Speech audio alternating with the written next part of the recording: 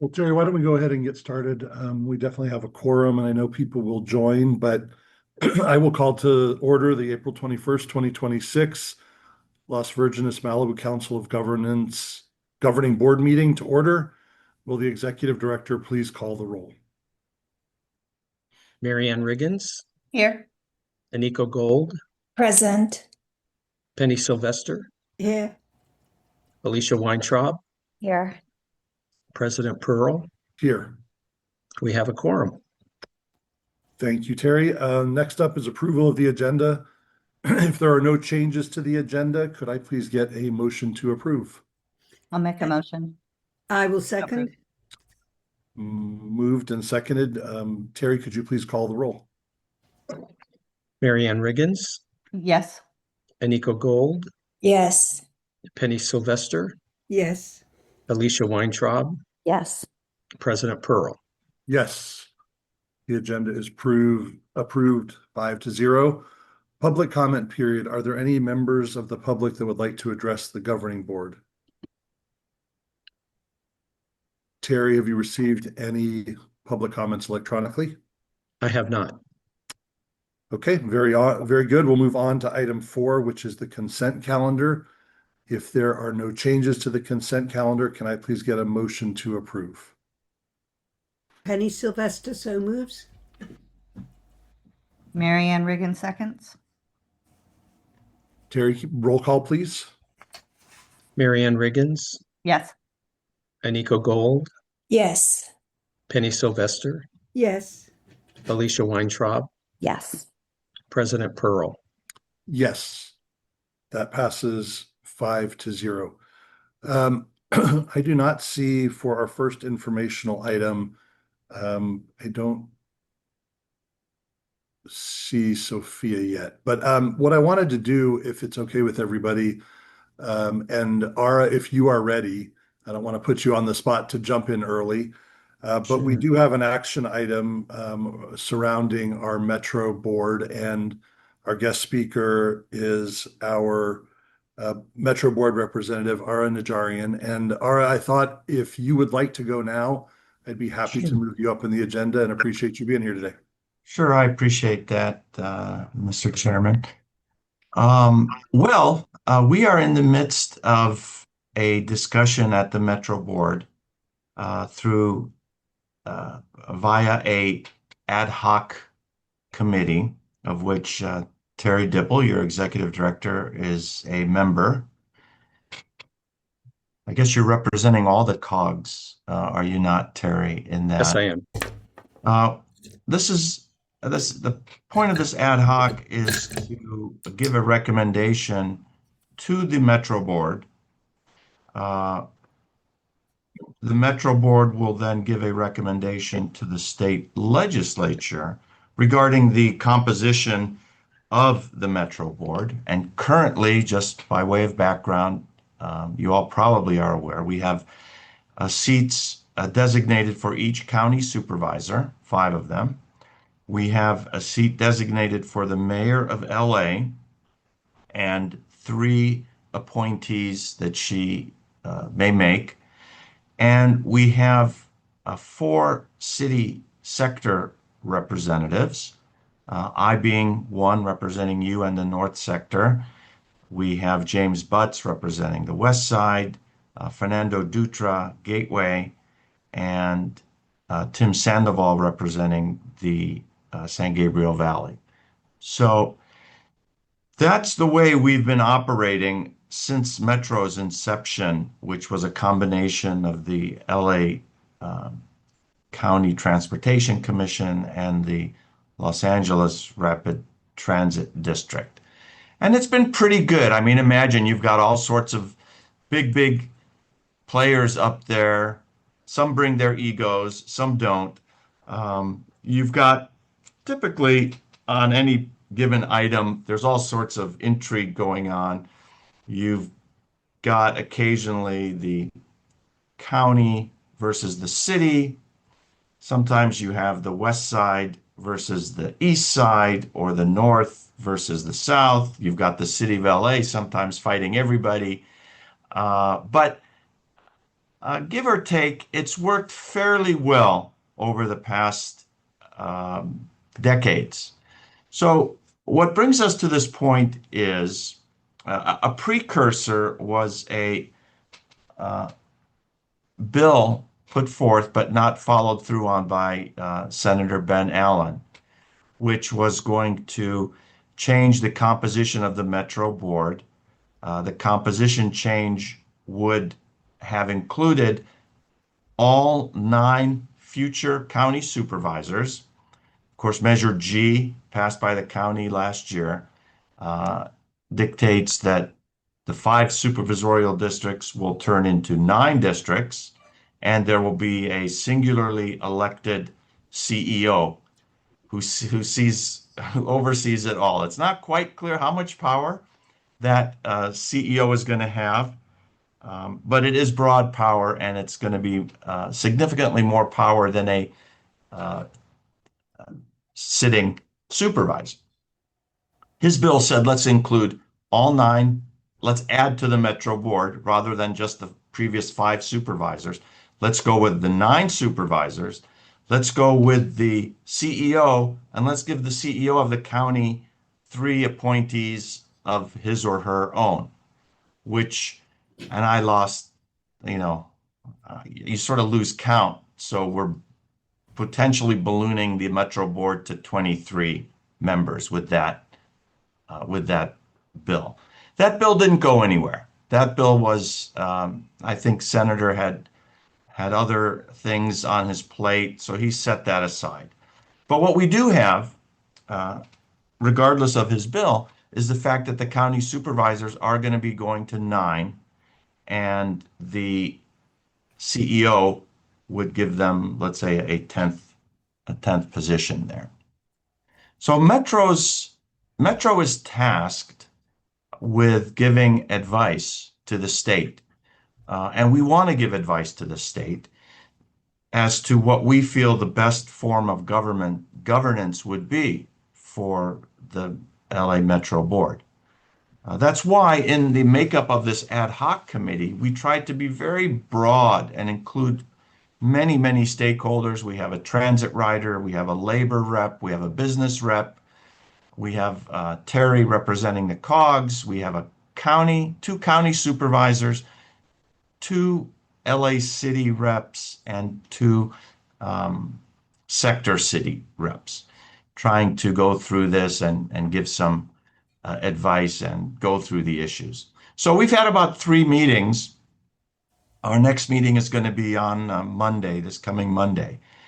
And the question is, what do we really want to see in the Metro Board going forward? My personal concerns are that we're going to be overloading the power of the county if we go anywhere above 5 county supervisors.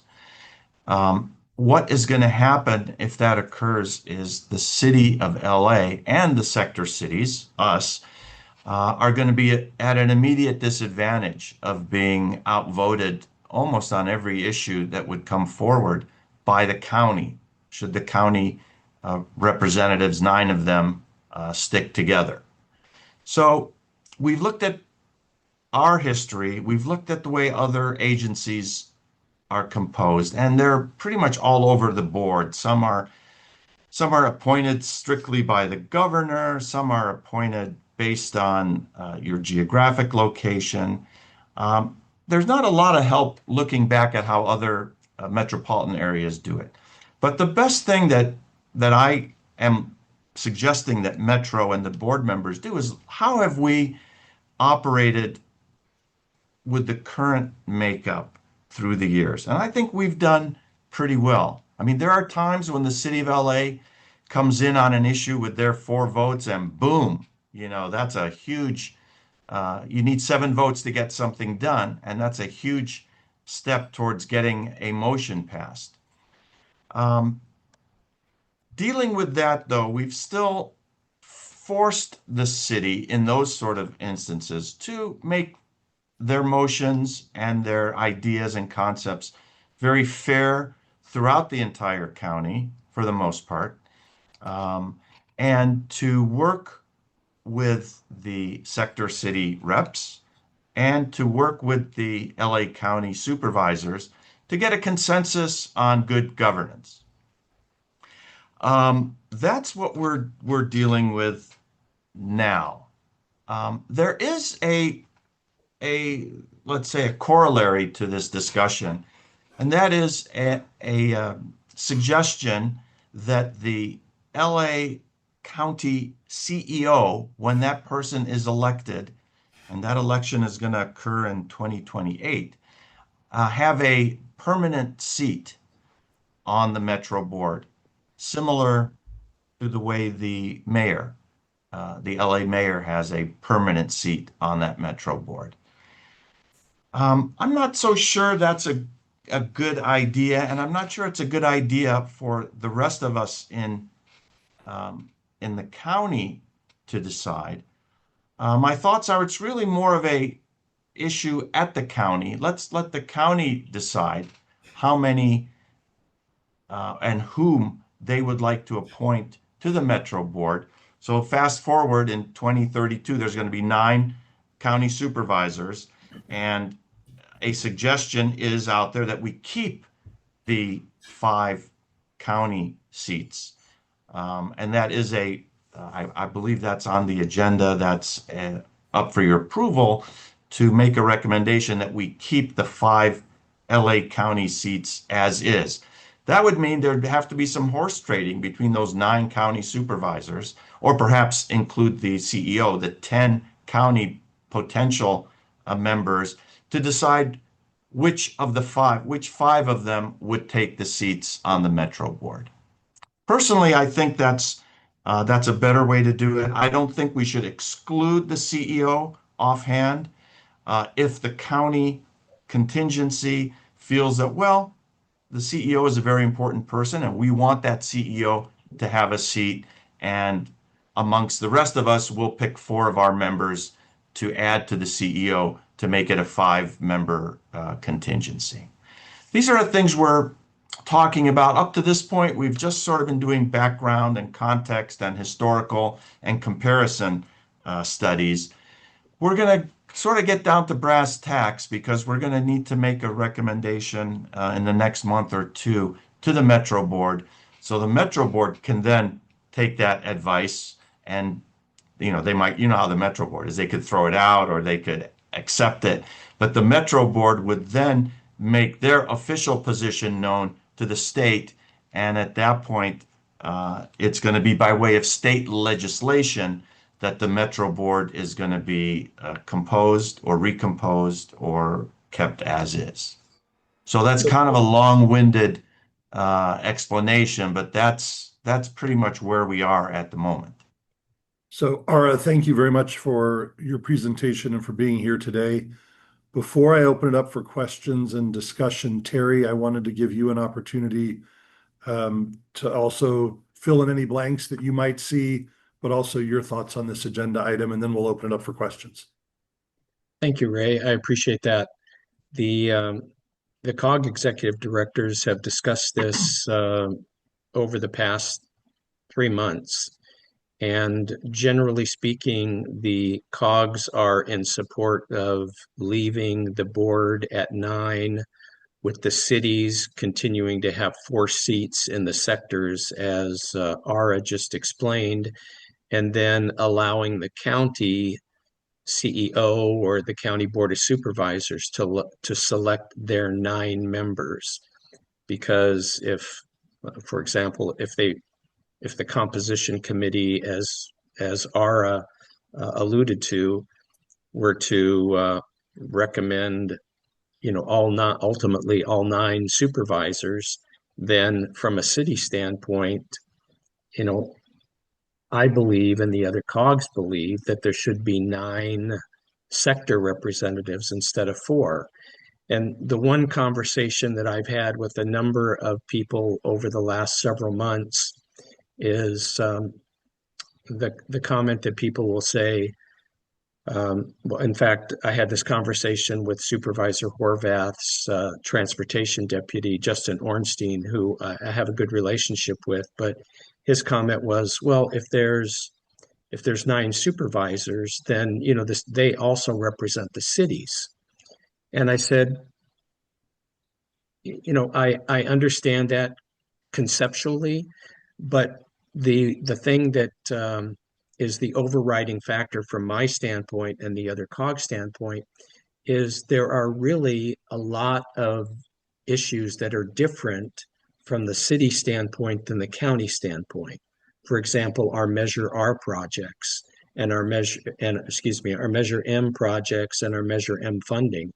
The way we allocate our projects and our funding is completely different than the way the county does it. And so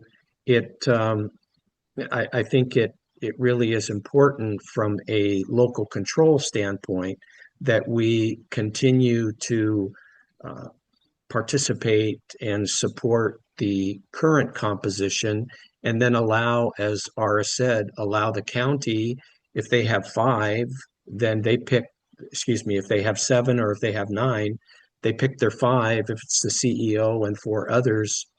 For example, the Air Quality Management District, the LA County supervisors select one of them to represent LA County on the Air Quality Management District. And there are a number of other boards and agencies that they do that with. So I don't think that it's unusual to say that all 9 or all 7 should be members and that they should just keep it at 5.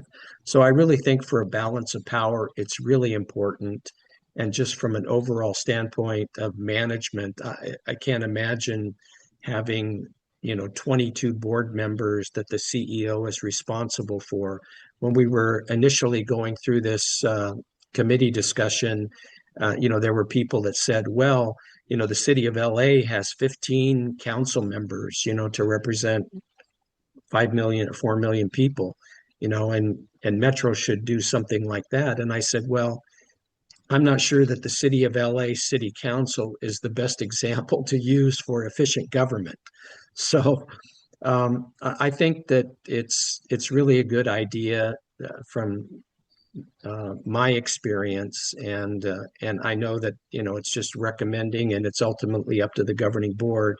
But when other COGs also agree and are considering taking a similar position to keep the board at 9 people, I think it's important that we weigh in to let Metro know how we feel about it. Terry and Ara, thank you. I want to open it up to any questions of either of them. Any questions? Okay, how about discussion? Any thoughts from our governing board members? Shall I start? Go ahead, Penny. Yeah. This one is not sort of part of our legislative platform, and I would like to take it back to our city council to have a discussion to see how everybody feels. So if we're voting today, I will just abstain. Okay. I would, Penny, I appreciate that. Let me see if there are other comments. Alicia? I was just going to say, normally I would feel comfortable voting on it without taking it back to the council, but I actually have no idea where people stand on this one. So I know where I stand, and I don't think it should be expanded, but I think I would want to just I would want to let our council know that the COG is discussing it and put forth a recommendation that the council supports keeping the Metro board at its current numbers. Anika? I believe that I'm ready to vote opposing and sending a letter. So I'm not taking it back to our city for discussion. Marianne? Okay, sounds like yeah, I've been giving this a lot of thought. This has got a lot of ramifications one way or another on some levels, and then others it's probably I think it's more important who's appointed to it rather than how many there are. That they've got an eye on making our transportation system throughout our region the best it can possibly be. And I think that can be accomplished. So I think right now I'm kind of leaning towards keeping it the way it is. But yeah, I'm ready to vote. I don't think that my council's got too much opinion on this one. So for me, I am also ready to vote. I'd like to think about what that will be with only Kelly. Go ahead, Ray. I'll wait till you're finished. Sure. If you take a look at the letter on page 21 that Terry prepared ahead of this, the one thing that not only the presentation by Terry and Ara, but just because Measure G passed does not mean that the number of people represented on the Metro by the Metro Board has changed in any way, shape, or form. They're still representing the same number of people in LA County. And I think for Metro's success for our region and our COG, I think the voice that we have would only be diminished by adding 9 supervisors to that list. And yes, the supervisors represent the cities, but as Terry said, not in the manner in which I think Ara represents the cities or Terry represents the cities. And I think the perspectives of a board of supervisor versus our city representatives is inherently different. And so I think adding those 9 supervisors right off the top instantly dilutes our voice. And I, for one, would be supportive of sending this letter. Before we make a decision on where we're going to go, Kelly, you wanted to chime in.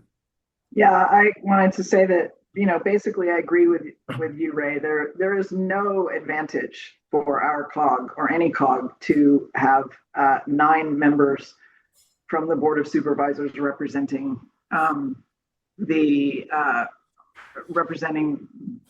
their position on the Metro Board. The Metro Board is completely different. The only result of this, the Ben Allen bill was awful, and I'm very glad that died sensibly. There is no advantage to increasing the representation of already an incredibly powerful Board of Supervisors to our COG. So this is a bad idea.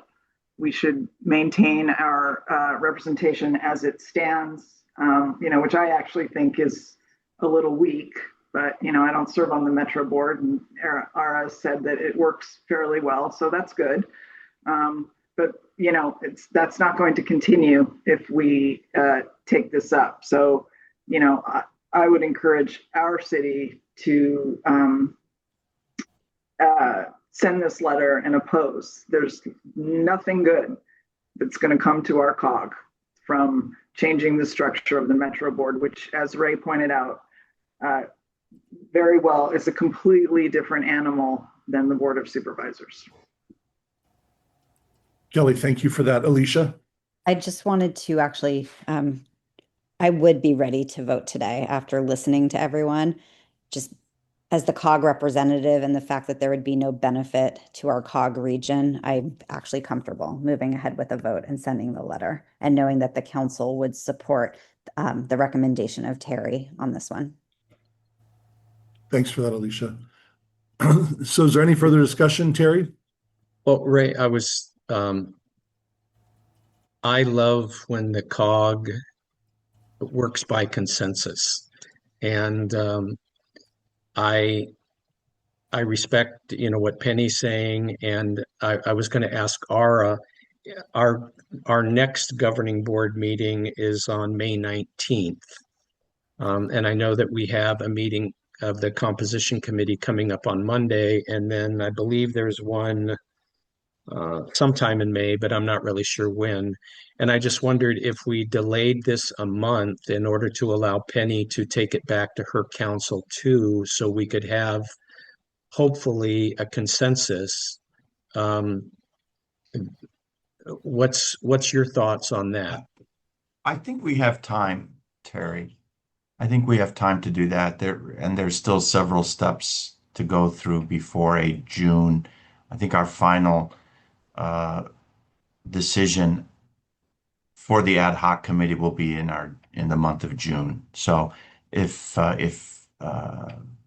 cities want to run it by their council and city manager, and then come back to your COG meeting in May, and you can transmit that information to Metro, I think that would be fine. So I'm going to ask my colleagues to do this slightly differently. Based on the comments here, I think 4 of us are ready to vote, and that's a pretty good consensus. What I would ask of Penny and Agoura Hills is if this motion passes and you take this up and want to add your name in the affirmative, you can let me and Terry know, and we can bring this up at our May meeting to make sure that Agoura's vote is recorded as you wish. That's not just an abstention. But with 4 votes that I believe are ready to vote now, I would prefer that somebody make a motion to move this item. I'll make the motion. I'll second. With a motion Mary and second, Terry, can you please call the roll? Mary Ann Riggins, Yes. Aniko Gold, Yes. Penny Sylvester, Abstain. Alicia Weintraub, Yes. President Pearl. Yes. So that passes 4-0 with 1 abstention. And again, Penny, if you can bring this to your council and then let us know the outcome of that discussion, Terry will reserve a spot on our next agenda to make sure we can add Agoura's vote, depending on whichever way they want to go. If they stay in abstention, then there's nothing to discuss. If they want to join us or oppose, we'll make sure and add that vote in May. But in the meantime, you have approval to send the letter. Thank you. Thank you, everyone, for that discussion. And Ara, thank you very much for being here. I really appreciate it. Thank you very much, everyone. Nice to see you. Okay, moving back to information items. We went out of order, and I see that Sophia has joined. So I want to move back to item 5A on the agenda. The proposed Santa Monica Mountains Regional Wildlife Mitigation Authority. Sophia Sudani John from Supervisor Horvath's office and Connie Chung will make the presentation. So I turn it over to you, Sophia. Nice to see you. Nice to see you as well. Good morning, everybody. Sophia Sudani John, Deputy Director of Community Affairs for LA County Supervisor Lindsay Horvath. Great to be with you this morning. On the agenda today, as Ray was mentioning, we have the motion that the supervisor had passed in March, an assessment of the Regional Wildfire Mitigation Joint Powers Authority for the Santa Monica Mountains. This was a motion that the supervisor introduced in March to look at what this foundation would be for a JPA for the Santa Monica Mountains, analyzing vegetation management in the wake of our January 2025 fires, and how we can come together with other agencies to have a comprehensive and consistent vegetation management plan. This motion has asked for fire and planning to report back on some of their findings. And I want to pass it over to Connie because she has a brief presentation that she shared with some individuals in our Santa Monica Mountains Fire Safe Alliance, but I want to have her bring this over to our other cities as well, hear about kind of the findings, the initial report that they are putting together, and get your guys' feedback on that. So I will pass it over to Connie for her presentation. Hey, good morning, everyone. It's really nice to be with all of you and addressing the governing board of the COG. So thank you so much for carving out some time for us. Just wanted to check in with Terry to see if it's possible to share some slides. The function is disabled on my end, but I did email you. Just hold on 1 second. Great, thank you. And while Terry is bringing that up, I'll introduce myself. My name is Connie Chung again. I'm the Deputy Director of the Advanced Planning Division at the County of LA Department of Regional Planning. And also with me here is my colleague, Ed Rojas, who's the Assistant Deputy. So as Sophia mentioned, we are at a conceptual level, exploring the idea of a regional joint powers authority. Perhaps at the end of this thought process, we may conclude that because of the existing organizational structures that we already have in place in the Santa Monica Mountains, maybe there are alternatives to a JPA. So by no means is this set in stone. It's just us taking a comprehensive look at an idea that came up as a result, unfortunately, of the the fires from January of last year, and some coordination that we did with the state Office of Land Use and Climate Innovation. So again, what we want to explore with you is if we did explore some kind of regional authority, some kind of JPA, what would be the functions of it? Would it be vegetation management, community outreach and education, evacuation, emergency communication alerts, and even financing community and parcel level wildfire resilient projects? And perhaps it could also coordinate multi-jurisdictional coordination around wildfire mitigation. I think the other question to ask is, this is all very conceptual, and at the beginning of the process is why do we need one, and do we need one? So that's definitely a consideration. And then what are the specific needs of the Santa Monica Mountains? What are the gaps that need to be filled? Or is there a way through restructuring to create efficiencies? So want to explore that as well. And as far as jurisdiction and governance, who would be part of the JPA? And again, should it be a JPA? What's the geography and service area of this JPA? And what do we mean when we say Santa Monica Mountains? And perhaps some of it, the structure of this JPA may be dictated by how it's financed. So just thinking also about financing, how does the JPA sustain itself financially to support the administrative functions, as well as supporting the activities for its member agencies? And some of the ideas that we have seen out there, which I'm sure you're familiar with, is establishing some kind of taxing mechanism, using tax increment financing, grants, identifying other dedicated sources of funding. And just thinking about what pays for some of the prevention and mitigation activities today in the Santa Monica Mountains, and is there a gap to be filled? And is it sustainable? Or are we mostly looking at one-time funding to address those things? And I still don't see the PowerPoint. Yeah, Connie, I apologize. Okay. The Zoom toolbar, the sharing thing has changed, so it either allows me to share or it takes me to settings. So I Okay. apologize for my ineptitude at this particular point. But maybe No problem. maybe you could you email it out, and then I will forward Yeah. it to the board.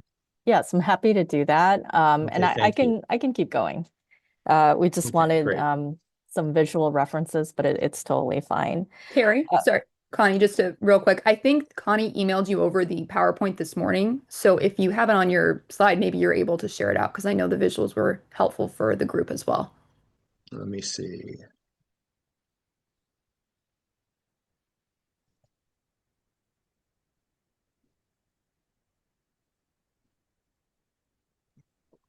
But Connie, if you want to keep going, and if Terry, if it works, great. If not, we can send it out to the group. I just know that it was helpful for some of the other presentations to see those visuals. Yeah, Right. let me- And if anything, we will. I see it. I'll pull it up in a second. Okay, great. While Terry is pulling that up, one case study that we want to highlight that we have been looking at is Marin County. Marin County Fire Prevention Authority, which was established in 2020 after the 2017 North Bay fires, which were extremely devastating. The county and other partners did a series of studies, and the county had concluded that in their case, there's no single agency that exists for coordinating wildfire prevention activities across jurisdictional boundaries. And additionally, they had also concluded, oh, there's the PowerPoint. So let's go to slide 7.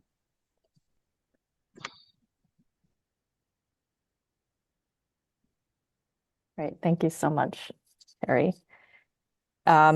So again, Marin County Wildfire Prevention Authority is an example that we are looking at. And if you're familiar with it, we'd love to know your thoughts. But that was, again, established in 2020, so not too long ago after the North Bay fires. And the county concluded that there is a need in their particular region for an agency that can coordinate wildfire prevention activities across jurisdictional boundaries. Additionally, they had concluded that existing fire budgets are not adequate for the necessary prevention efforts. And so in the case of Marin County, it's a 17-member agency. It is a JPA, and it's governed by a board of directors, with the electeds within the region, and appointees from the other special district member agencies. They also, of course, have committees and several partners, environmental groups, for instance, that they work with. So many other stakeholders involved. And they also have staff. So in the case of Marin County, they did have a measure. It is financed by a parcel tax that was established, again, by a ballot measure. The parcel tax levies up to 10 cents per building square foot, and that for 10 years, and that generates 19.3 million annually to support the administration and activities of the JPA. And you can go to the next slide. And the way we're framing our approach to thinking about the motion, our response to the motion is just, again, purpose and objectives. Why are we doing this if we do it? What the governance and jurisdiction looks like, and then financing. So again, I mentioned the financing. There was a ballot measure where all of the members pay into a parcel tax that generates 19.3 million a year. Jurisdiction-wise, again, 17-member agency governed by a board of directors, and the JPA itself has mapped operational boundaries according to the scope and purpose and objectives of the JPA. And then finally, as far as Marin County, the JPA goes, its purpose and objectives includes protection, prevention, and preparedness of wildfires and wildfire mitigation. And that includes vegetation management, detection, alert, and evacuation. They also administer grants to homeowners, for instance, for defensible space and home hardening. They do public education and outreach. And they also have a community wildfire protection plan, which they use to identify the priorities of the region in terms of what wildfire activity, mitigation activities they focus on. And then next slide.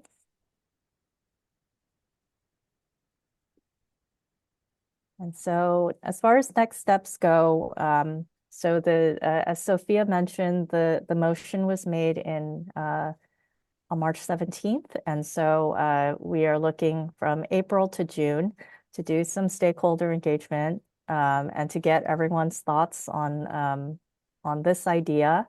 And we will at the same time be preparing the report and developing recommendations to the Board of Supervisors.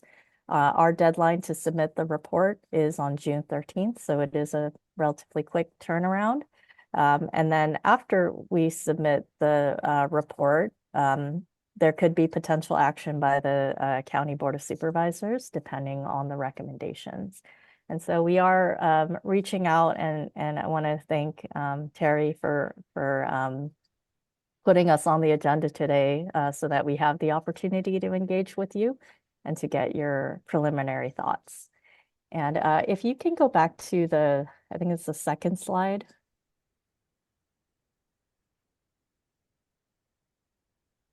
Yes. Oh, sorry, third slide.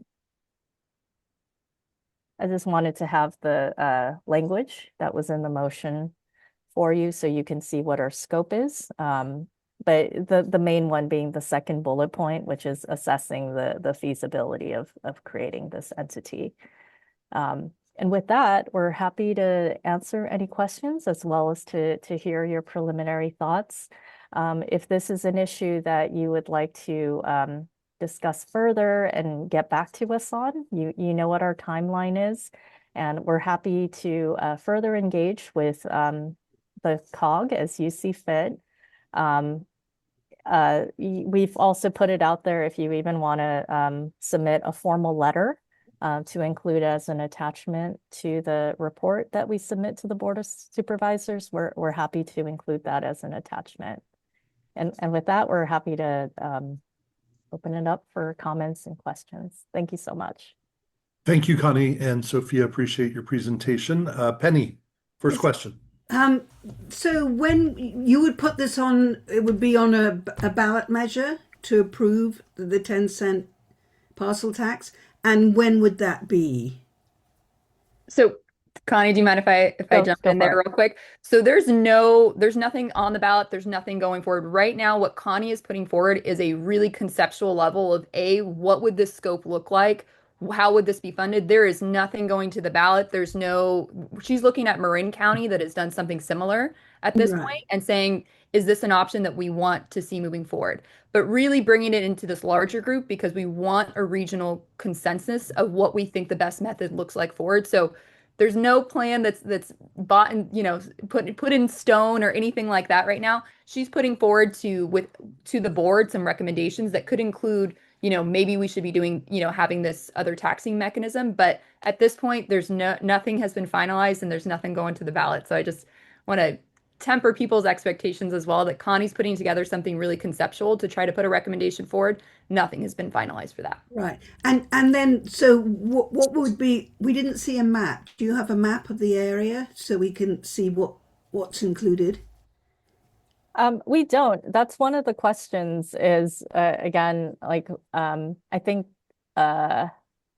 what is the Santa Monica Mountains, who the member jurisdictions might be. Certainly the county, through our general plan and local coastal program, for instance, we have our identified boundaries, but they might not necessarily align with others in terms of what we would consider the Santa Monica Mountains.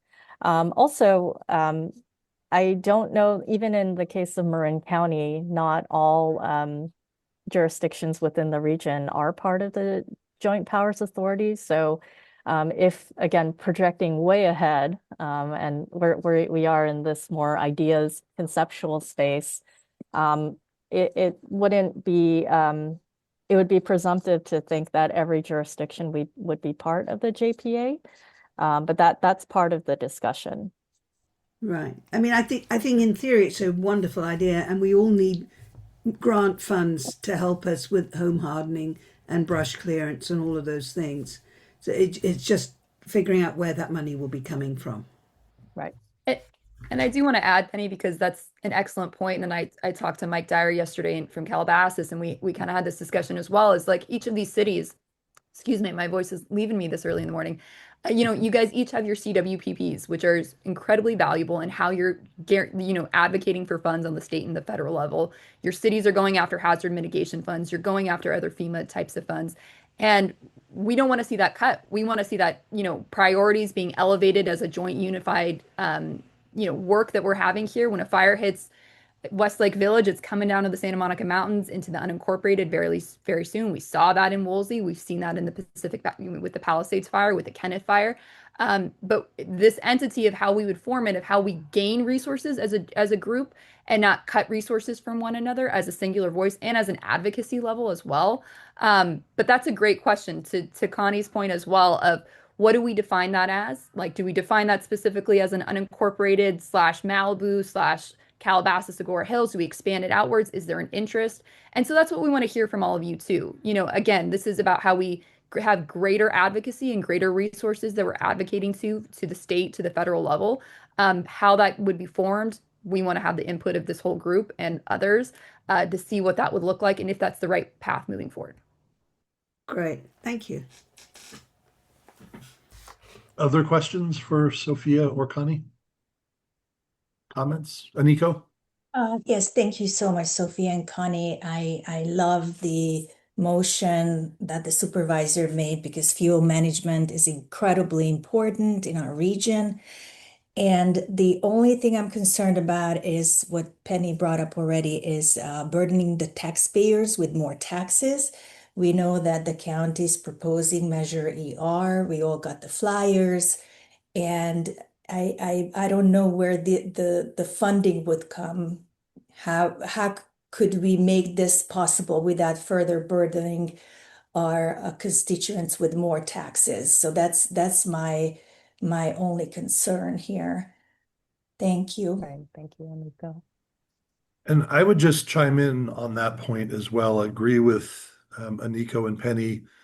Um, the taxes are certainly a concern, and if you were going to raise taxes, I think one of the things we benefit from in LA County, I know as a council member, when we're talking about whether it's a fire that's happened or prevention, you go to Drew Smith and his team.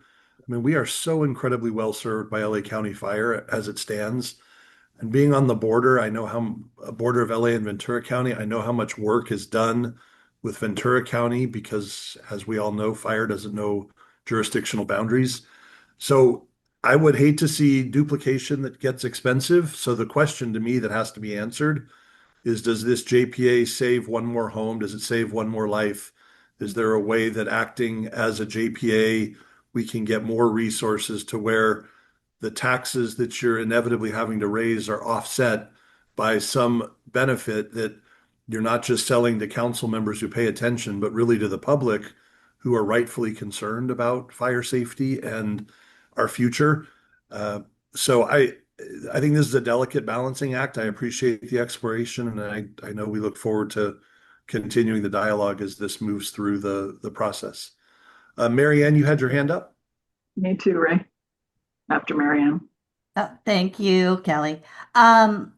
I think I agree with everyone else on the taxes. One of the things I didn't, insurance, will the insurance companies have some seat at the table? And I think that can kind of offset if our residents can see a benefit to being able to get insurance because of this model and the home hardening and taking advantage of that, maybe it can balance out any increased tax because point. one, they can get insurance other than Fair Plan, and two, maybe they can see lower rates and it can benefit from that. And then I think also, having some input from the environmental groups. I keep encountering, as much as I am in support of fuel management, and I think it's so important, just kind of a staunch position from environmental groups that any plant cleared is damaging the environment and is not being protective. So I want to make sure that we're factoring in that so that we can not encounter a bunch of lawsuits and delays, but actually have good fuel management plans that are implemented and effective. Thank you, Mary Ann. Kelly, and then Alicia. Ray, Sophia, go ahead, please. Yeah, do you mind if I just address Nope. some of Marion's points? First of all, for the insurance component, that is such a good flag. We had that when Connie gave that presentation at our Santa Monica Mountains Fire Safe Alliance with some of the other stakeholders. That was raised as well, and I think that's a really good flag, as well as utility groups as well. When we talk about undergrounding, when we talk about getting our SCE and our cellular providers on board as well, the comprehensive plan, that's one of the groups that Connie's also considering as putting in the report back. And then to the environmentalist groups as well, they are flagged in the motion as well to be included. And I think that's really important if we're going to get cohesive buy-in from not just, again, to Ray's point, not just the people on this call, but our larger public at hand that are trying to learn about these practices and are trying to get buy-in and understand, but also get consulting. I mean, I think one of the things I want to flag for the group too, we talk about LA County Fire and the phenomenal job that they do. We are one of the only fire departments that has a forestry division within. If you look at LA City Fire, they do not have a forestry division within. Part of that comes into the expertise and the value that we add by having foresters that are embedded into the LA County Fire department and able to provide that consultation and able to really speak about trees and be able to speak about vegetation in a different lens than maybe your traditional fire department. But I think that's an excellent flag, and I think I appreciate the comments being raised, and I know Connie's flagged those as well for the report back. Thanks, Sophia. Kelly, and then Alicia. Yeah, so to follow up on Marianne's comments, I mean, I have two general comments. One is, what is the role of the conservancy agencies, MRCA, the Santa Monica Mountains Conservancy, the Coastal Commission?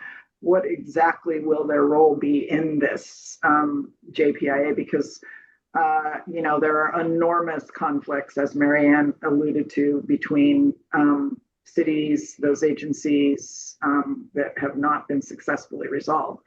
And then on a more I guess a high level, what is in other words, what is the authority of this JPIA going to be? Are we just going to have 17 members like in Marin talk to try to resolve these problems of land management, which is good, but if we're going to use taxpayer money on this, how are the decisions going to be made?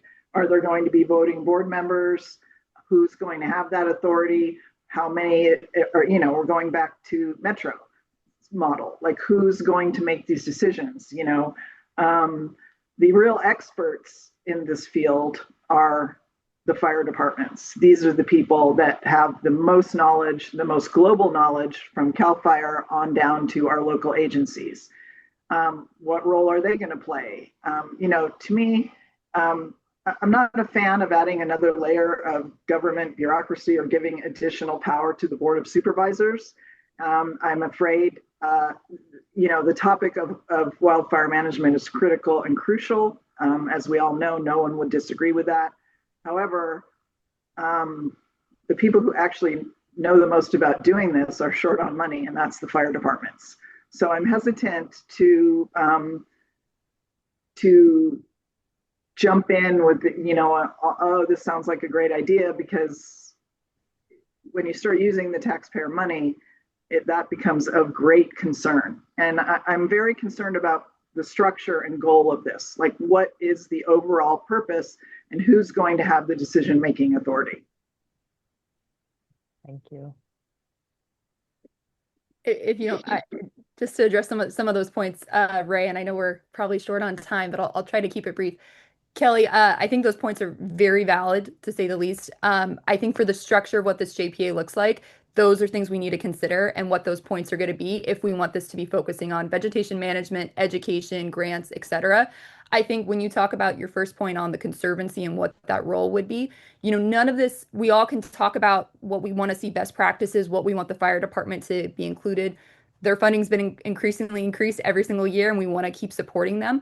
But the only way that we're going to be able to make manageable change is for the landowners that are there to have the buy-in. So that looks like the Conservancy, that looks like state parks, that looks like MRCA.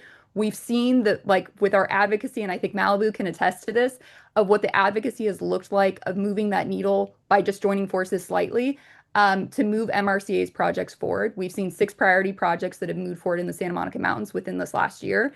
That funding is now gone. That's Prop 4 funding that was 6 priority projects. We just did a pile burn yesterday in the Santa Monica Mountains. But you asked some really great questions in those points of like what the authority is going to look like, what the need is going to be. And so I think that's all what Connie's trying to put together right now to try to figure out what that overall structure would be and what's going to get the best buy-in from all of our communities here of what we want to see. And for the final comment on this topic, Alicia. I'll be really quick. I know Sophia has already been speaking to Mike Dyer, and I know that the conversations, our staff wants to continue those conversations, staff to staff. There's some initial concerns about that a large JPA would divert funds from the individual cities, and that's really one of the big concerns. So I know these conversations will continue. Thank you, Alicia. Really great comments. Sophia and Connie, thank you very much for the presentation and the heads up on this item. And as Alicia said, I'm sure all of our cities and certainly our COG would like to stay engaged as the process moves forward. Absolutely. And again, we really appreciate your time here today. Thank you so much, everyone. Thank you, everybody.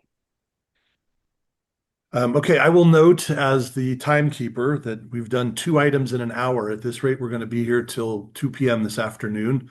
So moving forward from here, I will reward brevity and high-level input. Um, so that's a tough bar, but I would like to make sure we get everybody out on time. So the next item is our Regional Smart Cities Fiber Network project update. And Terry, I turn it over to you. Thank you. I appreciate everyone's participation in the media event, groundbreaking press conference that we had last week, and all the people that sent me photos and everything. And I read the article that Ray forwarded to me in the Acorn, so that was a really great kickoff. So I was very excited about that. With regard to the nuts and bolts of the project, Jonathan and I communicate daily, and we expect to begin construction the first week in May. They are going to start in Westlake Village, and we will have a construction schedule this week that I will forward to the city managers and the governing board and the public works director, city engineers, to make sure that we're all on the same page with that. Because we do want to work with the contractor and the cities in order to not tearing up a street twice within a very short period of time. And we're aware of all the work that's being done in the area with the Pure Water project, so we want to make sure that we have that scheduled. But everything's going well. The additional thing that I want to report is that I appreciate my work with Metro in that, as all of you know, this is an expensive project, and the invoicing from the general contractor and from the project manager, could be significant every month, and understandably, it could be an extra burden on a city's finances in order to have to advance those funds and wait for a reimbursement from Metro. So two things have occurred. Number one, Metro's agreed to a 24 to 48 hour turnaround on invoices, which normally would take 30 days. And secondly, and most importantly, Metro has gone above and beyond what they've ever done with any other city or COG. They've agreed to advance us 1.5 million to kick the project off in order to have a kind of a rolling fund, if you will, in order to address those invoicing needs as they come every month. So that's a really big deal. Prior to this, Metro's only allowed a 10% advance, and they've only done that on a very few occasions. So the fact that our allocation for this is, or the contract is 13.5 million, and they're going 1.5 million. So that's really a big plus, and I was pleased to visit with Nate yesterday and his finance director to go over the details. The funding agreement amendment is with Ray to be signed and get back to Metro. And so that's all moving as expeditiously as we had hoped for. And again, I can't thank Metro enough for their cooperation and facilitation in this process. So everything's looking really good. Thanks for that, Terry. Any questions for Terry? Sorry, Okay. I wasn't brief. Well, you get a second chance because now it's the executive director's report. So go ahead, keep going. Okay. Okay, I'll just highlight my report. So the items referred to the city managers, I think, is self-explanatory. So if you just kind of go through that, we did. I do appreciate the fact that Jay Dinkins and Curtis Castle from Calabasas agreed to serve on the Metro TAC and represent the COG. And I want to thank Kindon for his help in telling them that they needed to serve on that. So that's a really big deal. The other thing that, let's see, what else did I want to highlight?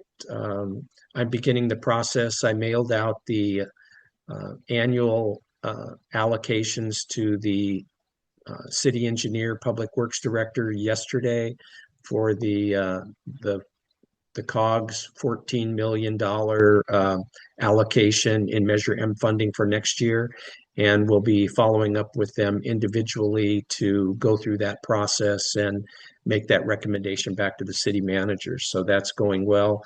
I think that we've heard enough about the Metro Ad Hoc Composition Committee, so I don't need to get into that. The COG Coalition hopefully is going to meet again in June, and I'll keep you posted on that. And that concludes my report, but happy to answer any questions on anything that I might have skimmed over. Penny. I just want to add the Zone Zero meeting that's coming up on Thursday, and we have some great news. I don't know if everybody's seen it, but the Board of Forestry Committee put forward new proposed regulations, and they've moved the needle tremendously. So there's going to be a lot more local discretion from our local fire departments. So very happy about that. Megan, I know you're here. So there is going to be, it's not going to be total obliteration of all vegetation in the first 5 feet. They're limiting it to where the roof eave extends from the wall of the building. So if you have a roof eave that's only 1 foot away from the wall, then that's the first foot that has to be cleared. And again, clearing out all dead brush and everything. So on Thursday, I know Terry's going to go and speak in support of us. And what we want to say now is thank you for listening to us. And, I think people will be much happier. And Penny, I'm sorry, I have to say that I didn't mean to skip over that, but Penny and I had a great conversation about that yesterday. And I certainly appreciate her leadership on this on behalf of the COG. And we'll definitely carry the message on Thursday in person in Calabasas at that Board of Forestry meeting. And Penny, I echo Terry's comment on your leadership on this topic. We appreciate all the time and energy you've devoted to it. And thank you, Terry, for being there on Thursday. We're going to jump now to city updates, and we will start with you, Nate, and Agoura Hills. Good morning, board members. I'll keep it brief in no time. We have our community service days coming up this Saturday, and be glad to have anybody out. And it's a great time to do some projects and help different community groups. And then next month, on May 9th, we will have our public safety days. That will be at Station 89 from 10 a.m. to 2 p.m. And just to highlight a couple things that we've been working on, our evacuation analysis just went to our planning commission, is moving forward to our city council at their first meeting in May. So that's been quite a process, but a good one. And then we will also be looking to approve our bike master plan, which we've been working on for some time, and looking to take that to the council in May as well. And the final thing I'll highlight is we are working on our first microgrid in our city. And so we've just opened bids on that and look to start construction in the upcoming months. And with that, I'll turn it over to Councilmember Sylvester and Mayor Wolf, if there's anything else. I would just like to add that we passed a city ordinance on e-bikes as well now. So hopefully all the cities are in unison on that one. I agree. I got nothing to add. Thank you, Jeremy, Penny, and Nate. On to Calabasas and Kindon. Thank you, Chair. In the spirit of brevity, everything is good in Calabasas, and we applaud all the wonderful things you're doing in your jurisdictions. That's it. Fantastic. Gloria, Hidden Hills. Good morning. Very short, Hidden Hills had a city council meeting yesterday. And I'd like to share that Hidden Hills, along with the city of Carson, is carrying Bill 2529. The council formally approved a resolution in support of the bill. As you know, the bill would require that claims filed against public agencies include a declaration confirming the information is true and correct, helping to improve accountability and reduce costs associated with unverified claims. A number of cities have already supported the bill. 2 weeks ago, the California Contract Cities Association also took a supporting position on the bill. So the bill continues to grow steadily with support from other cities. Lastly, really quickly, the city also is moving forward with our Muir Road round meadow landscaping and hardscaping improvement project. This project will enhance one of our key entry areas. So we're very excited. We're also utilizing Measure M and Measure R funding for this project. So we're very excited that it's gotten started. And with that, I will turn it over to Councilmember Gold. Thank you, Gloria. I just want to say, since Contract Cities is supporting the bill AB 2529, I hope now the COG will consider a support letter for the bill. Thank you so much. Thank you, Hidden Hills. Joe and Malibu. Yeah, good morning, everyone. Just to highlight, our city council on their agenda for the 27th of April has a agreement with Blue Line to manage and operate the implementation of the speed cameras along PCH. So we're moving on that project. That's kind of the highest profile thing to share with the region. And I will turn it over to Marianne if she has anything else to add. I just have a couple fun announcements. We've got a groundbreaking for our expanded urgent care on Sunday at 1 o'clock at the urgent care location in the Civic Center. And also, we've got a demonstration garden for pollinators. So if you're interested in learning how to plant plants to encourage pollinators, that's at Bluffs Park also at 1 o'clock on Sunday. Thanks. Thank you, Malibu. And Rob in Westlake Village. Hey, good morning, everybody. Yeah, real quick, I'll just have two items here. One is our strategic plan that we've been working on for about a year now. It's a 10-year horizon. We're coming to the close of the planning effort, and tomorrow we have a study session with our citizen committee and the council to review a structural draft of our values, mission, vision, goals, objectives, programs. So it's all coming together. We hope to have that approved in July. Wanted to mention that, and then we have an event this Saturday. It's a Earth Day event. It's 3:30 to 5:30 up at our community park. It's going to be a lot of fun. It's free. We have about 25 vendors there, all related to sustainability and sort of the planet.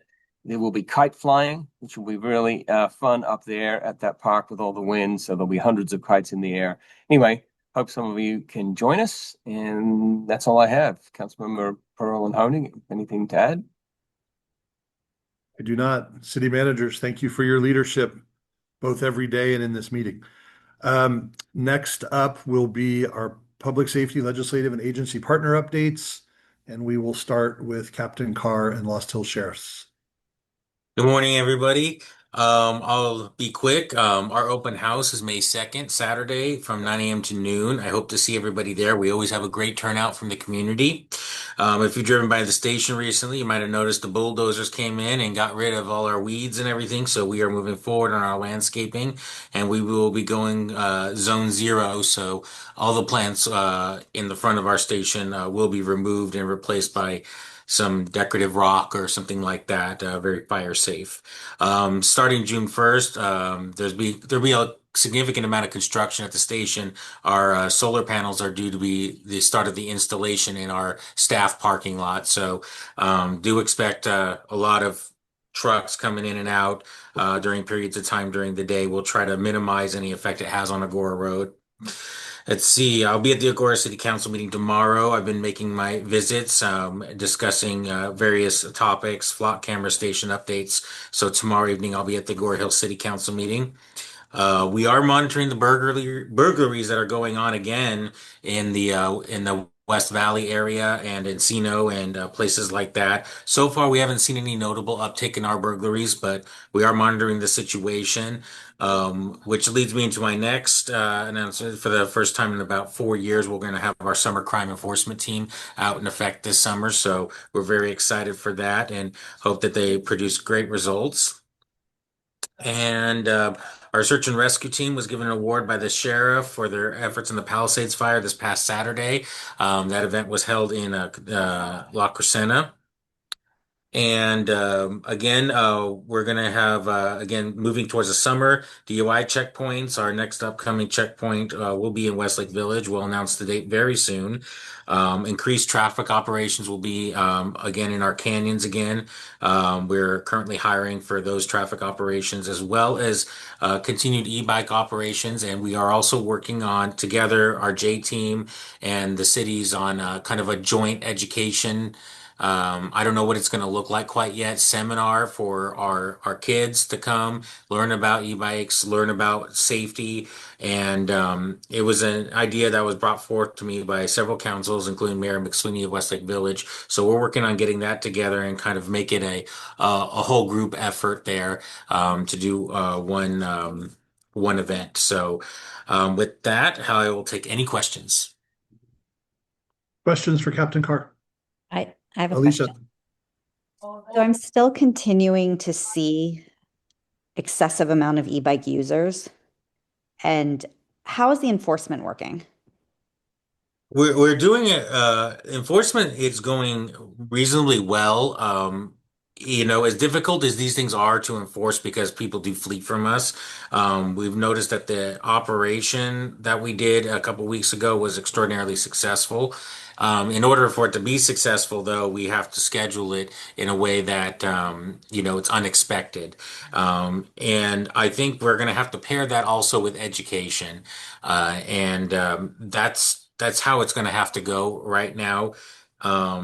Insofar as student wise and things like that, we get a lot of information about where people are hanging out and where they're riding these e-bikes, and we do as well do enforcement there. A lot of times, towing those e-bikes away. So it is going well. It's just there are so many of them. It is just we can't get them all.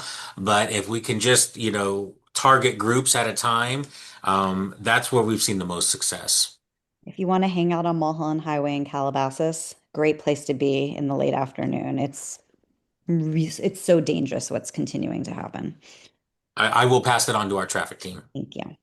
And you can educate a whole lot of kids on a weekend afternoon at In-N-Out in Westlake Village. You should see how many e-bikes are there. But I'm sure they wouldn't run, and they'd love to be educated. Thank you, sir. All right, thank you, Captain Carr. Megan and LA County Fire. Good morning, everyone. Good to see you guys.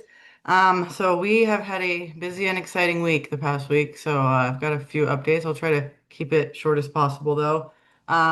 So this last Saturday on the 18th, we held our live evacuation drill, where our assembly point was at King Gillette Ranch, and the focus was the Topanga zones.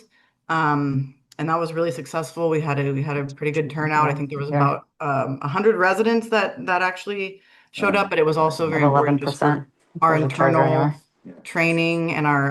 Okay, I'll be back in an hour. I'm going to leave the door open for the dogs. Okay. Alicia. To the gym. Alicia, you got to mute yourself. I'm so sorry. Okay, so we got a good turnout, and it was also good just for our internal exercising. The deputies were able to go out and kind of practice the door knocks and opening the Connex boxes, and we had a good media presence, so we were able to share the word with people that weren't actually able to make it as well. And then another exciting update, we were finally able to complete our prescribed pile burn yesterday, Summit to Summit Motorway, Fire Road near Adamsville and Summit to Summit. That was very successful. They burned over 200 piles. I believe there was 205 piles total. No issues. It went very smoothly.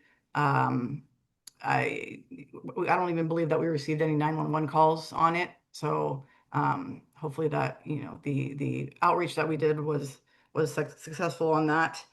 And there is another approved project that we're hoping to do before we get too deep into the summer. So hopefully before July. Which is a broadcast burn, and that's going to be near Santa Maria Road and Mulholland. So we did, on this one, like I said, we did a very concerted effort to notify the public as well as possible. We did learn that we had discussed giving people a 5 to 7 days notice, but with the variability of the weather, that's just not possible because we had to postpone it twice due to the weather changing last minute. So what we've worked on with MRCA's PIO and our internal team is sending out a press release and sending out notifications to all the cities within 72 hours of the burn. So that's going to be our goal moving forward, is to at least give 72 hours, because normally, according to Chief Smith, the weather's stabilized enough within that period that we can have a more accurate scope of when it's going to happen. So one, like I said, no 911 calls that I'm aware of. We didn't get very many, complaints. The weather was perfect, so the smoke was just going straight up, and it was not blowing into the canyons. There was one Calabasas resident that came over to us at the very end of the burn, and said that he was concerned and that he wanted to know why the HOAs weren't notified. And I told him that that's a great idea, and that next time I'll work with the surrounding cities to try to notify all the HOAs, because he said, and it is true, that there's just so much, news and media and stuff that comes out on social media that sometimes it's difficult to see things. So I told him that next time I'd work with the cities and just try to get the HOAs notified as well as our other push. So that is what we have done. And then moving forward, Penny, you mentioned the Board of Forestry Zone Zero meeting. I'll be at that on Thursday. So yeah, looking forward to seeing what they have to say and learning more about the new regulations. We will be doing a tabletop evacuation exercise with the City of Malibu on the 29th. May 4th is CAL FIRE is doing a Wildfire Preparedness Week press conference at King Gillette Ranch, which I would like to invite everyone to. They're gonna, Chief Maroney will be there, the supervisor may be there, and they're just gonna be going over their whole Wildfire Preparedness Week program. And then Nate mentioned we have Public Safety Day / Fire Service Day at Fire Station 89 on May 9th. And that is a collaborative event between us and the City of Agoura Hills, but it is also our regional event. So I want to encourage trying to get the word out as much as possible to within the other cities, so we can get everybody to come out and visit us at 89s that day. And I've also spoken with some of your staff about having booths from the other cities and having representation from the other cities as well, so we can really make it a regional event. That's 10 a.m. to 2 p.m. on the 9th at 89s. And then one other thing that's coming up that I thought was interesting is there's going to be a large animal evacuation workshop in Topanga, and the focus is really residents in Topanga and Malibu, but I think that it might be beneficial for some of your public safety staff to maybe attend that, so we can maybe try to do another event like that in other parts of the COG. So that's going to be on May 12th at Fair Hills Farms from 6:30 to 8:30 p.m. And that's all I have right now. So hopefully it was brief enough. I have Thank a you, quick Megan. question, if I may, Ray. Yes. Sure, Penny. Megan, I'm curious because we're maybe considering doing an evacuation, exercise. Mm-hmm. So you said you had 100 people. How many residents didn't participate? I mean, do you know what the population is for that area? Yeah, there's 3,100 households in Topanga. That's what we mailed our evacuation guides out to, was 3,100 households. However, the post office did return about 600 of those, so I'm not sure if that number is accurate. But it was not the majority of the residents. Yeah, that's Yeah, what I wanted. yeah. It was a So small for fraction of the residents, but the one good thing that I can say is that it was a lot of new residents to the canyon, people that are very new, just moved in, or moved in just before Palisades or even after, that were engaged and had really good questions. So I think that it was beneficial to have it, because if people have lived in Topanga forever, they are aware of that stuff. But we really do want to capture those people that have moved into the area recently and aren't aware of the real danger and what they need to do in an evacuation. So that was yeah, that was great. And we, like I said, we did some media stuff, and it was good for our internal exercising of our plans as well. Okay, great. And the other question is, for the animal evacuation workshop, should we alert Old Agoura? Yeah, that would be great. Yeah, I can send the flyer out to you guys. That would be great. Thank you. Okay, we will now move on to Supervisor Horvath and Daniel Vicente. Daniel? Hi, in the interest of time, I will just thank our partners for the evacuation drill that we had on Saturday. I've been doing my updates to all the cities, so I actually have nothing new that they haven't heard at this point. So in the interest of time, thank you guys for being so generous with our office today and giving us time. Daniel, thank you very much. In your packet are items, other updates from SCAG and Cal Cities, CHP. Nancy or Nick, did you want to provide any update from Sacramento? Not really, just that everything is moving. None of our bills are stuck. There are tons of e-bike legislations moving through the process right now, with everything from registration to age limits to the 4 different kinds of e-bikes, and most of them are really motorcycles. So we'll see how that all shakes out, and I'll see you all Thursday in Calabasas for the ZZ meeting. Thanks, Nancy. Pretty much same as Nancy. I did want to flag one bill that I thought was of importance to the group, and that's SB 894. That's our home hardening loan financial assistance bill. So the idea is to model it after the Go Green program that had the solar initiative for the state, but it will essentially give low interest state-backed loans to all homeowners in our high fire severity areas to do home hardening on their houses. So trying to help bridge that gap and make access to more wildfire resiliency more accessible for folks. Other than that, this upcoming Saturday, we are having we're partnering with MySafe LA for a wildfire safety event that will be in Brentwood. I don't have the flyer with me, but I will send that over to Terry to distribute once I get that information. And that's all from me. Thank you, Nancy and Nick. I appreciate that. Also in the chat is an update from Stephanie and Southern California Edison. Appreciate that update as well. We have two further action items before we adjourn. At our last meeting, we had a number of items that were referred to the city managers for report back and recommendation. The first of which was a letter on the Sheriff's Department. I'm going to turn it over to Terry for your report from that discussion and a motion to send a letter to the board. Terry. Thank you. I met with the city managers to review the proposed letter with regard to the strategic modernization and capacity investment for the Sheriff's Department.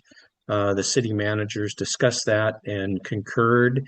They just asked me to revise the letter slightly, so it was coming from a COG perspective and from our region. So that letter is presented for your consideration, and I appreciate the opportunity to have discussed that with the city managers. Terry, thank you for the letter. Thank you to the city managers for the discussion. COG board members, any discussion or a motion? I have a couple of things to say. Right. Aniko.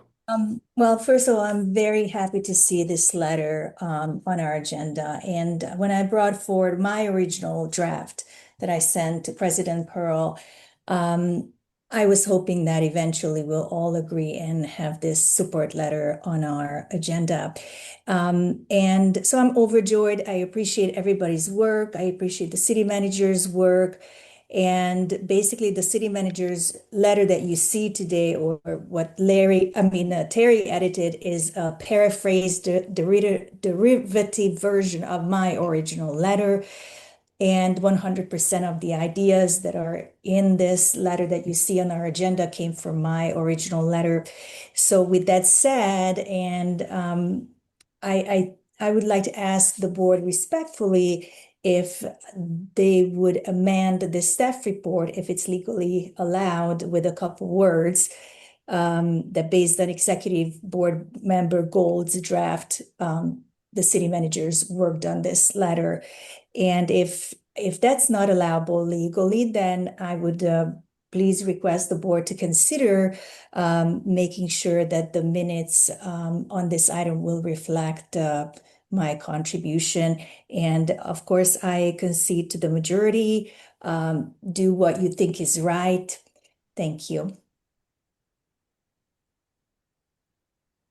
Other comments?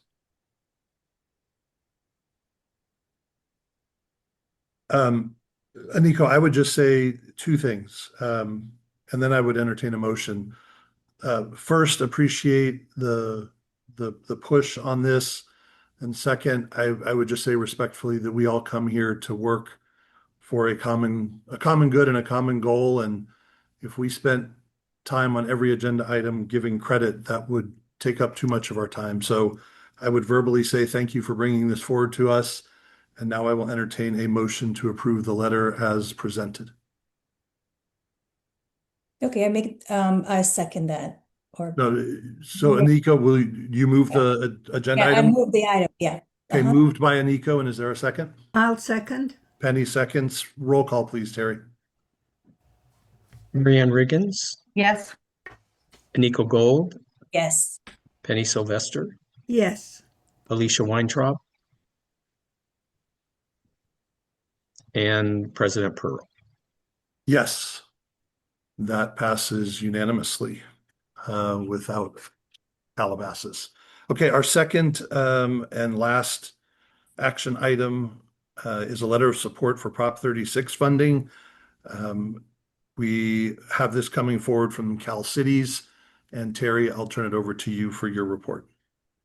Thank you. This came up rather late last week as an urgent item from Jeff. I wouldn't have just requested to, I wouldn't have asked Ray to try and jam it onto the agenda if it wasn't being pushed by the league as an urgent matter. And so I had a conversation with Ray about this, and he agreed, of course, that one of the things that's a priority for the COG is public safety, and that this fits within the public safety issues that the COG is concerned about. And so I went ahead with his approval and added it to the agenda for your consideration to send letters specifically to certain individual legislators who, in addition to our own, but certain legislators who are in a leadership or chairman position that are on budget subcommittees that are dealing with Proposition 36 funding. So again, it was something that the league is supporting and very adamant about. So that's why I move forward with talking to Ray about putting it on the agenda. Thank you, Terry, and I concurred, especially in light of the item 7B that was on and our longstanding concerns about public safety. So any comments, questions, or I will entertain a motion if there are none.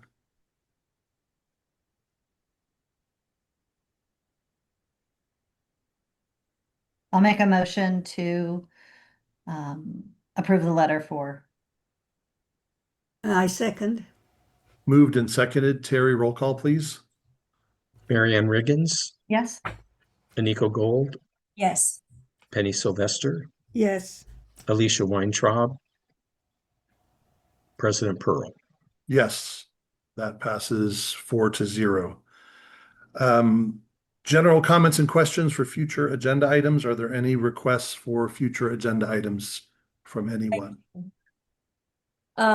Since Contract Cities approved or supports AB 2529, I'm wondering if our COG would reconsider supporting that piece of legislation, as I believe it would benefit all of us and our region and beyond and the entire state.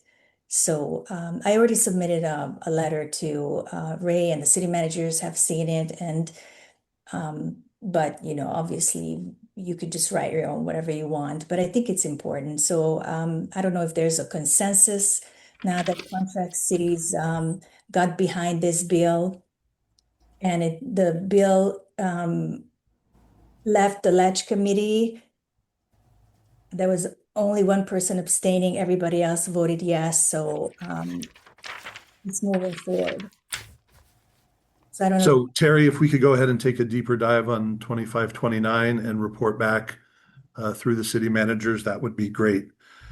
Seeing no other future agenda items, I would just note for future meetings that the city managers will meet virtually on Wednesday, May 6th.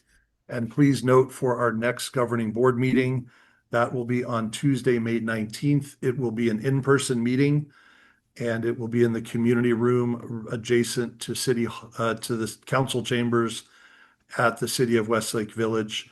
Following our meeting will be a tour of the wildlife crossing for those who would like to join. Our meeting on May 19th will begin at 8:30 a.m. and hopefully around 10, and then over to the wildlife crossing for a brief tour. Thank you very much. I can't believe we got done at 10:02. I appreciate everyone's time today. Our meeting is adjourned.